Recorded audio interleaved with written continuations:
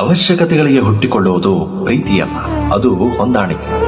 ಬೆಳಗ್ಗೆ ಎದ್ದು ರೇಡಿಯೋದಲ್ಲಿ ಸಿನಿಮಾ ಹಾಡು ಕೇಳುವ ಹುಡುಗಿ ಯಾರನ್ನಾದರೂ ಪ್ರೀತಿಸಲೇಬೇಕು ಅಂತ ನಿರ್ಧಾರ ಮಾಡಿಬಿಟ್ರೆ ಸಂಜೆ ಹೊತ್ತಿಗೆ ಅವಳಿಗೊಂದು ಪ್ರೀತಿ ಸಿಕ್ಕಿಬಿಡುತ್ತೆ.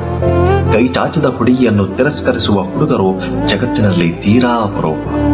ಒಂದು ಪ್ರೀತಿ ಉದ್ಭವವಾಗುವುದಕ್ಕೆ 100 ಜರೂರತ್ತುಗಳು ಸೃಷ್ಟಿಯಾಗಬೇಕು. ಕನಸುಗಳ ಫಸಲು ಎದ್ದು ನಿಲ್ಲಬೇಕು. ಒಬ್ಬರನ್ನೊಬ್ಬರು ಜೀವನ ಪರ್ಯಂತ ಭರಿಸುತ್ತೇವೆ ಎಂಬ ನಂಬಿಕೆ ಹುಟ್ಟಿದರೆ ಸಾಲದು, ಭರಿಸಲೇಬೇಕೆಂಬ ತೀರ್ಮಾನ ಮಾಡಿಕೊಂಡರೂ ಸಾಲದು. ಪ್ರೀತಿ ಎಂದರೆ ಒಬ್ಬರನ್ನೊಬ್ಬರು ಕೇವಲ ಭರಿಸುವಂತಹುದಲ್ಲ, ಕೂಡಿ ನಡೆಯುವಂತಹುದೂ ಅಲ್ಲ, ಕೈ ಹಿಡಿದು ನಡೆಸುವಂತಹುದೂ ಅಲ್ಲ. ಪ್ರೀತಿ ತಬ್ಬುಗೆಯಲ್ಲ, ಪ್ರೀತಿ ಉನ್ಮಾದವಲ್ಲ, ಪ್ರೀತಿ ನಿಟ್ಟುಸಿರೂ ಅಲ್ಲ. ಹಿಮವಂತನ ಪಾಲಿಗೆ ಪ್ರೀತಿ ಎಂಬುದು ಸತ್ತಿಲ್ಲದೆ ಸಂಭವಿಸುವ ಸಂಗತಿ.